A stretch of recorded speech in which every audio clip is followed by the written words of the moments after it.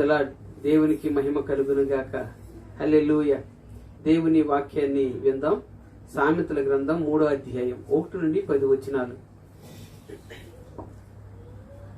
నా కుమారుడా, నా ఉపదేశమును మరువకము, నా ఆజ్ఞలను హృదయపూర్వకంగా గైకొనుము. అవి దీర్ఘాయువును సుఖజీవంతో గడుసు సంవత్సరములను శాంతిని నీకు కలగజేయును. దయను సత్యమును ఎన్నడూ నిన్ను విడిసిపోనీయకుము. వాటిని కంఠభూషణముగా ధరించుకొనుము.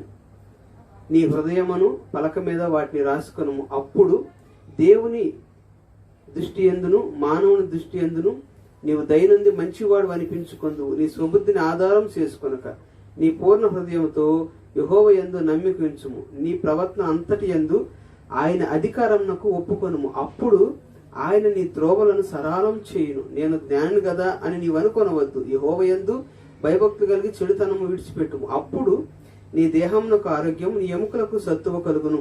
నీ రాబడి అంతట్లో పదమ ఫలమును, నీ ఆస్తిలో భాగమిచ్చి యెహోవాను గణపరచుము. అప్పుడు నీ కొట్టలో ధాన్యము సమృద్ధిగా నుండును. నీ గానుగల్లో నుండి కొత్త ద్రాక్షరసము పైకి పొర్లి పారును. ప్రియమైన మీ అందరికీ యేసుక్రీస్తు నామమున మరోసారి వందనాలు తెలియజేస్తున్నాను. ఈ యొక్క సామెతల గ్రంథం 3వ అధ్యాయం 1-10 వచనాల్లో ఒక విషయం పదే పదే అంటే 4 సార్లు మనకు కనిపిస్తుంది. అప్పుడు అప్పుడు అప్పుడు అప్పుడు అన్న మాట మనకు కనిపిస్తుంది.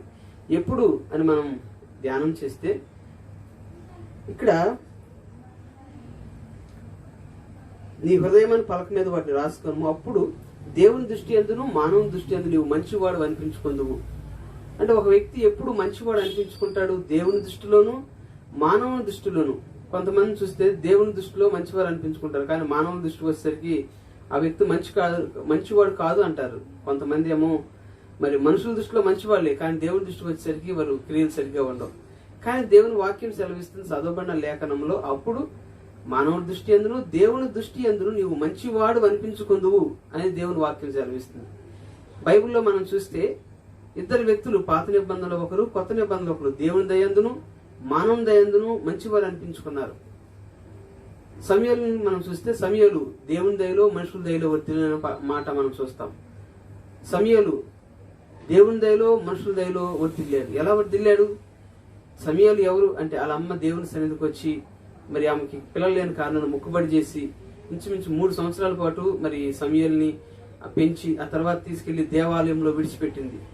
అప్పుడు ఆ సమూయేలు అక్కడే మృక్కెను అన్నమాట మనం చూస్తాం. 1వ అధ్యాయం సమూయేలు గ్రంథం 1వ గ్రంథం ఆ చివరి వచనంలో సమూయేలు అక్కడనే మృక్కెను. అంటే చూడండి, అతడు ఇంచుమించు 3 సంవత్సరాల వయసులో మరి దేవుణ్ణి ప్రేమించిన వ్యక్తి. అప్పుడే అతడు అక్కడంట మరి ప్రార్థన చేసినట్టు మనం చూస్తాం. దేవునికి మృక్కెడు అన్నమాట మనం చూస్తాం. అంటే దేవుని దయందును మనుషుల దయందు ఒక వ్యక్తి ఎలా వర్ధిల్లుతాడు అని మనం సమూయేలు చూడండి, దేవుణ్ణి ప్రేమించిన వ్యక్తి అక్కడే మృక్కాడు. మా బాబు స్కూల్లో జాయిన్ చేసినప్పుడు రోజు స్కూల్కి వెళ్తా అనేవాడు పిల్లలను చూసి. సరే ఒకరోజు మొత్తం తీసుకెళ్లి వాడిని స్కూల్లో జాయిన్ చేసి మేము వస్తుంటే వాడు వెనకాల పడి వచ్చేస్తున్నాడు. ఏంటంటే నేనున్నాను, ఏడుస్తున్నాడు. అంటే రోజు నేను పిల్లలను చూసి స్కూల్కి వెళ్తా అన్నాడు, కానీ జాయిన్ చేసిన రోజు మాతో పడి వెనకాల వచ్చేస్తున్నాడు. అంటే కానీ సమూయేలు వాళ్ళ తల్లి 3 సంవత్సరాలు పెంచింది. 3 సంవత్సరాల తర్వాత తీసుకెళ్లి మరి అతన్ని అక్కడ దేవాలయంలో విడిచిపెట్టింది. 3 సంవత్సరాలు ఎలా చెప్పగలం అని మనం చూస్తే ఆ సంవత్సరం ఒక పేజీ చొప్పున మరి తీసుకెళ్తారు. ఆ సంవత్సరం ఆమె 3 సంవత్సరాలు దేవుని సన్నిధికి వెళ్ళా 3 తీసుకెళ్ళింది. అంటే ఇంచుమించు సమూయేలుకి 3 సంవత్సరాలు. ఈ 3 సంవత్సరాల వయసులో ఆ బిడ్డ అక్కడే మృక్కాడు. ఆ తర్వాత అతడు దేవునికి పరిచర్య చేశాడు. దేవుని యొక్క సన్నిధిలో ఏలి ఎదుట యెహోవాకు పరిచర్య చేశాడు. అందుకే చూడండి, మంచివాడు అనిపించుకున్నాడు. సండే స్కూల్ పిల్లలకు ఒక పాట నేర్పిస్తూ ఉంటాం. యేసయ్య దగ్గరికి వస్తావా వస్తావా వస్తావా, మంచివాడు అంటారు నిన్ను, ప్రేమిస్తాడు, నిన్ను అడిగిందల్లా ఇస్తాడు, స్నేహం చేస్తాడు అంటూ సాతాను దగ్గరికి వెళ్తావా పిచ్చోడు అంటారు, నిన్ను రాళ్లతో కొడతారంటాం. అంటే చూడండి, అంటే ఒక వ్యక్తి మంచోడు అనిపించుకోవాలంటే ఆ వ్యక్తి యొక్క జీవితాన్ని మనం చూస్తే చూడండి, సమూయేలు అతడు దేవుని సన్నిధిలో పెరిగాడు. 2 అతడు చూడండి పరిచర్య చేశాడు. చాలా ప్రాముఖ్యమైనది. ఈ రోజు చాలా మంది వ్యతనాలు చేయడానికి ఇష్టపడుతున్నారు తప్ప పరిచర్య నేర్చుకోవటం లేదు. పరిచర్య చేయట్లా. సమూయేలు మరి ఒక 98 సంవత్సరాల వృద్ధుడు, స్థూలదేహి, లావుగా ఉండేవాడు. ఆయనకి పరిచర్య చేశాడు. ఎలాంటి పరిచర్య అంటే చూడండి, అతనితో పాటు తన పిల్లలు ఏలి కుమారులు ఉండేవాళ్ళు, వాళ్ళు సరిగ్గా మాటినేవాళ్ళు కాదు, కానీ ఇతను మాత్రము అతని దగ్గర పరిచయం చేస్తూ ఉన్నాడు. అతని గురించి రాస్తూ మనం చూస్తే ప్రార్థన చేయవారిలో సమయలు ఉన్నాడు అంటాడు. అంటే చూడండి, సమయలు ఎవరంటే ప్రార్థనాపరుడు. అందుకే చూడండి, దేవుని దయందును మనుషుల దయందును సమయలు వర్ధిల్లినట్లు మనం చూస్తున్నాం. అతను ప్రార్థన చేయవారిలో ఉన్నారు. ఈరోజు ప్రార్థన చేసేవాళ్ళు తక్కువైపోయారు. ఎక్కడ చూసినా గానీ మరి ఎక్కువ మాట్లాడతానికి ఇష్టపడుతున్నారు. ప్రభు వాక్యం సెలవిస్తుంది, ప్రభుతో సహవాసం చేస్తే, ఆయనతో సహవాసం చేస్తే నీకు సమాధానము అలాగే నీకు మేలు కలుగుద్ది అని దేవుని వాక్యం సెలవిస్తుంది. ఈ రోజు దేవుని దగ్గర ప్రార్థించే వాళ్ళు తక్కువైపోయారు. మరి చూస్తే విస్తారమైన పనులు పెట్టేసుకుంటున్నారు, ఎన్నో పనులు దేవుని కోసమే చేస్తున్నారు, కానీ ప్రార్థనలో ఉండలేకపోతున్నారు. సమయాలు దేవుని దయలో మనుషుల దయలో వర్ధిల్లడానికి గల కారణం ఏంటి అని చూస్తే, మొదటిగా అతడు మరి దేవుని సన్నిధిలో పెరిగిన వ్యక్తి, 2 పరిచర్య చేసిన వ్యక్తి, 3 అతడు ఎవరైనా మనం చూస్తే ప్రార్థనాపరుడు, ప్రార్థన చేశాడు. ప్రార్థన చేయవారిలో సమయాలు ఉన్నాడు. ప్రార్థన ప్రాముఖ్యం. మేము బైబిల్ కాలేజీలో చదువుకుంటున్నప్పుడు మాకు ఒక సమయం ఉండేది, ఒక అరగంట సమయం మేమందరం వ్యక్తిగతంగా ప్రార్థన చేసేవాళ్ళం. ఒక 3 మాత్రం డ్యూటీ ఉండేది, వాళ్ళు బాత్రూమ్లన్నీ క్లీన్ చేసేవాళ్ళు. ఆ 3లో ఆ రోజు నేను, మరొక తమ్ముడు, ఇంకొక అన్న, సీనియర్ అన్న, మేము జూనియర్స్ ఇద్దరమే. అయితే ఒక తమ్ముడు నిలువు మోకాళ్ళ మీద ఉండి కాసేపటికి నిద్రపోతున్నారు, కింద మోకాళ్ళ దాన్ని తీసేసి. ఆ సమయంలో మొత్తం మీద ఏలేసారు. ఏలేయంగానే అందరూ లేచి వెళ్ళిపోతారు. లేచి వెళ్ళిన తర్వాత మేము వెళ్ళి ఇప్పుడు బాత్రూమ్ క్లీన్ చేయాలి. వాళ్ళందరూ వచ్చి ఇప్పుడు అరగంట సేపు ప్రార్థన చేస్తారు. ఈ తమ్ముడు నిద్రపోతున్నాడు, గురక పెడుతున్నాడు. లేపుతుంటే పిలిస్తే పలకలా. సరే అని చూసేసరికి గురక పెడుతున్నాడు. తమ్ముడి దగ్గరికి వెళ్ళి చెవిలో నా ప్రియ కుమారుడా అన్న, అంతే. నిలువు మొక్కలు స్తోత్రం స్తోత్రం స్తోత్రం అంటున్నాడు. అంటే ప్రార్థించాల్సిన సమయంలో ప్రార్థన చేయకుండా నిద్రపోతున్నాడు. అసలు అతడు వచ్చి పిలిస్తే తమ్ముడు రా అంటే, బాత్రూమ్ క్లీన్ చేయాలి, మా డ్యూటీ అది. ఈలోపు అంటాడు వచ్చి అన్న తలకొట్టుకుంటున్నాడు, మీరు వెళ్ళండి నేను వస్తాను అంటున్నాడు. అతను చాలా సంతోషంగా ఉన్నాడు. మేము బయలుదేరాం, కామితో కానూరు నడుచుకుంటూ వెళ్ళాలి. సంతోషంగా వచ్చేసాడు. చక్కగా టిఫిన్ హాల్లో నుంచి ఉన్నాం మేము అందరం. ఏంటి తమ్ముడు అంటే, తర్వాత చెప్తా అంటున్నాడు. ఏంటి తమ్ముడు అంటే, దేవుడైనా మాట్లాడా అంటే, అవునన్నా అంటున్నాడు. ఏం మాట్లాడంటే, ఏం మాట్లాడాలి అని గుర్తు రావట్లేదు అంటున్నాడు. అంటే చూడండి, అతడు ప్రార్థన చేయాల్సిన సమయంలో నిద్రపోయి దేవుడు మాట్లాడాడు అంటున్నాడు. చిన్న తమ్ముడు అనమాట, తెలియని వయసులో 16 సంవత్సరాల వయసులో బైబిల్ కాలేజీకి వచ్చాడు. అంటే ప్రార్థన చేయాల్సిన సమయంలో చాలా మంది ప్రార్థన చేయట్లా. దేవుని దృష్టిలో మానవుని దృష్టిలో మంచివాడు అనిపించుకోవాలంటే చూడండి, అతడు దేవుని సన్నిధిలో పెరిగాడు, పరిచర్య చేశాడు, ప్రార్థనా పరుడు సమయాలు. ప్రభువైన యేసుక్రీస్తును కూడా మనం చూస్తే దేవుని దయలో మనుషుల దయలో వర్ధిల్లాడు మన ప్రభువైన యేసుక్రీస్తు. ఎలా అంటే ఆయన చూడండి పరిచర్య చేశాడు. అనేకులకు ప్రతిగా నా ప్రాణం, నేను పరిచర్య చేయించుకోవటానికి రాలా, పరిచర్య చేయటానికి అనేకులకు ప్రతిగా నా ప్రాణం ఇవ్వటానికి వచ్చాను అన్నాడు యేసుక్రీస్తు ప్రభు. ఆయన కూడా తగ్గించుకున్న వ్యక్తి, లోబడిన వ్యక్తి. 12 సంవత్సరాల వరకు ఆయన జీవితం మనకు కనిపిస్తుంది. ఆ తర్వాత 30 సంవత్సరంలో ఆయన జీవితం మనకు కనిపిస్తుంది. ఇంచుమించు మధ్యలో 18 సంవత్సరాలు ఆయన జీవితం కనిపించదు. కారణం ఏంటి అంటే, అతడు గురించి రాస్తూ లోకసు వార్తలో ఉంటది కదా, అతడు తల్లిదండ్రుల దగ్గర ఉన్నాడు, అన్న మాట వింటూ వాళ్ళకు లోబడుతూ బ్రతికాడు. కాబట్టి చూడండి, యేసుక్రీస్తు కూడా మనుషుల దయలో దేవుని దయలో వర్ధిల్లాడు. ఎప్పుడు అని మనం చూస్తే వాళ్ళు చూడండి, ఒకటి పరిచర్య చేశాడు, 2 పరిచర్య చేశాడు, తర్వాత అతడు మరి లోబడ్డాడు, తల్లిదండ్రులకు లోబడి జీవించాడు. 2వ మాట మనం చదివితే, నీ ప్రవర్తన అంతటి యందు ఆయన అధికారంను ఒప్పుకొనుము, అప్పుడు ఆయన నీ యొక్క త్రోవలు సరళం చేస్తాడు అన్నాడు. నీ యొక్క ప్రవర్తన అంతటి యందు మనం చేయవలసింది ఏంటంటే, ఆయన త్రోవలకి మనం చూడండి, మన ప్రవర్తన అంతటి ఆయన అధికారం ఒప్పుకోవాలి. అప్పుడు ఆయన మన త్రోవలు సరళం చేస్తాడు. అంటే మన ప్రవర్తన, అంటే మనం ఎలాంటి పరిస్థితిలో ఉన్నా, ఏ జీవితాన్ని మనం చూస్తే ఒకే రోజు అన్ని నష్టపోయాడు. ఆయనకున్న ఒంటులు, ఆయనకున్న ఎద్దులు, ఆయనకున్న ఆస్తి అంతా పోయింది, పిల్లలు చనిపోయారు. అలాంటి పరిస్థితిలో కూడా అతడు అంటాడు కదా, యెహోవా ఇచ్చెను, యెహోవా తీసుకొను, యెహోవా నామమునకే స్తుతి కలుగును గాక అని చెప్పాడు. అంటే చూడండి, ఆయన ప్రవర్తన అంతట్లో ఆయన ప్రభు నామానికి పెట్టి అతడు ఒప్పుకున్నట్టు చూస్తున్నాం. అప్పుడు నీ త్రోవలు సరళం అవుతాయి. నీ త్రోవలు సరళం చేయబడాలి అంటే ప్రభు అధికారానికి ఒప్పుకోవాలి. ఎవరు అధికారానికి ఒప్పుకుంటారు? ఈరోజు పెద్దలు అధికారాలకు, లేకపోతే ఎవరో ఏదో చెప్తారో వాళ్ళ అధికారాలకు ఒప్పుకుంటున్నారు, కానీ దేవుని అధికారానికి ఒప్పుకోలేకపోతున్నారు. దేవుని అధికారానికి ఒప్పుకున్నాడు యోబు. నేను నడిచే మార్గము నా ప్రభువుకు తెలుసు అంటాడు, నేను వెళ్ళే మార్గము. అంటే అంత ప్రతికూల పరిస్థితి వచ్చినా గానీ యెహోవా ఇచ్చాడు, యెహోవా తీసుకున్నాడని ప్రభు అధికారానికి ఒప్పుకున్నాడు తప్ప ఆయన సొంత నిర్ణయాలు తీసుకోవాలి. యోప్తా అని బైబిల్లో ఒక న్యాయాధిపతి మనకు కనిపిస్తాడు.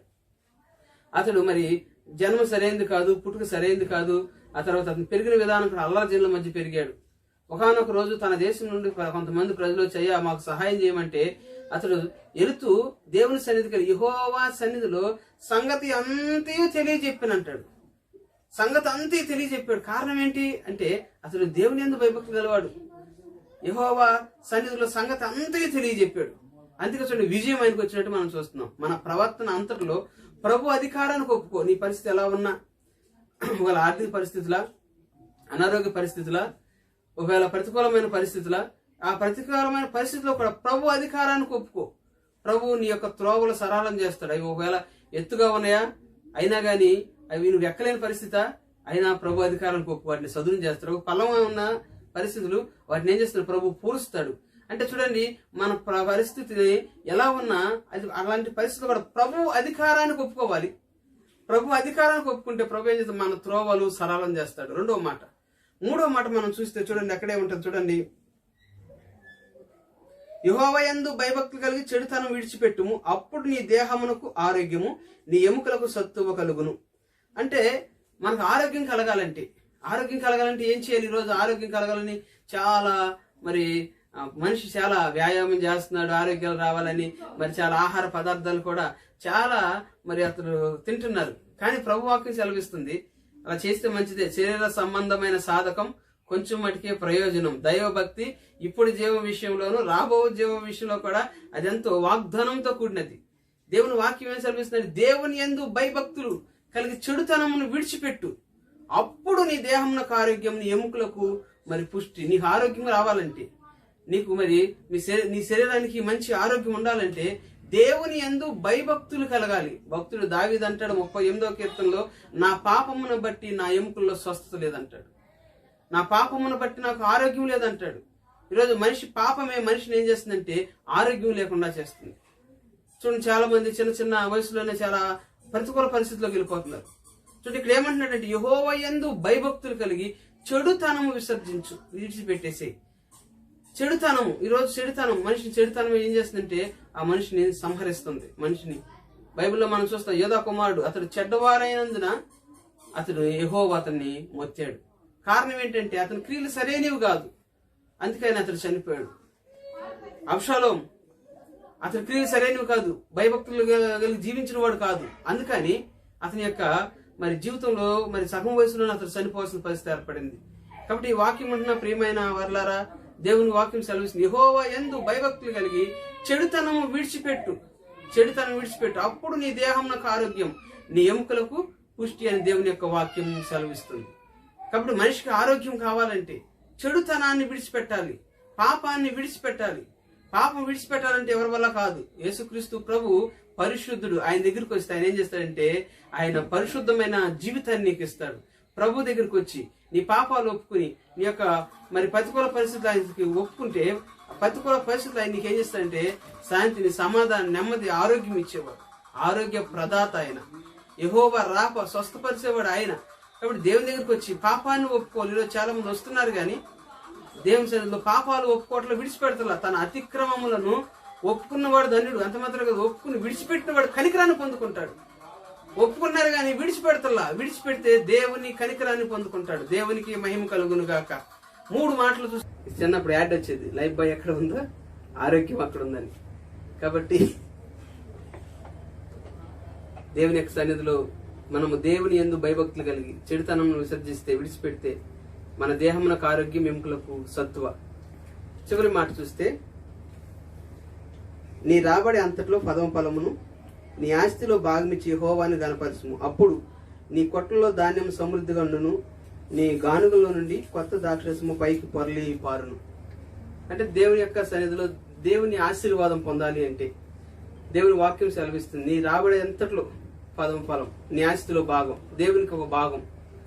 ఈరోజు చాలా మంది మరి మనం ఏ చర్చికి వెళ్తున్నామో ఆ చర్చిలో ఖచ్చితంగా నమ్మకంగా మనకు దేవుడు ఇస్తున్న దానిలో ఫలం కావచ్చు, దశంభాగం కావచ్చు, ఏ మందిరానికి వెళ్ళి దేవుని వాక్యం విని మరి బలం పొందుకుంటున్నామో వారికి మనము దేవుని యొక్క సన్నిధిలో మనం తీస్తున్న ఆ దశంభాగాన్ని ఆ సేవకు ఇచ్చి ప్రార్థన చేసుకుంటే అప్పుడు వాక్యం సెలవిస్తుంది, ఇచ్చి యెహోవా అని గణపరచమని చెప్తుంది. గణపరిస్తే నన్ను గణపరిచి వారు నేను గణపరుస్తాను ప్రభు చెప్పాడు. ఖచ్చితంగా దేవుని ఆశీర్వాదం పొందాలి అంటే ఆయనకి మనం ఒక భాగం ఇచ్చి, దశమ భాగం ఇచ్చి, మరి మనము ఎవరికి ఏ చర్చికి వెళ్తున్నాం ఆ దైవజనుడికి ఇచ్చి ప్రార్థన చేసుకున్నప్పుడు ఆశీర్వాదం మనం ఖచ్చితంగా పొందుకుంటాం. ఆరోగ్యం కలగాలన్నా, ఆశీర్వాదం పొందుకోవాలన్నా, దేవుని యొక్క సన్నిధిలో దేవుని వాక్యం సెలవిస్తుంది, దేవుని దృష్టికి మనుషుల దృష్టికి మంచివాడు అనిపించుకోవాలన్నా, నీ త్రోవలు సరళం కాబడాలన్నా ఈ వాక్యంలో ఉన్న ఈ 4 మాటలు మన జీవితానికి ఎంతో ఆశీర్వాదకరంగా ఉంటాయి.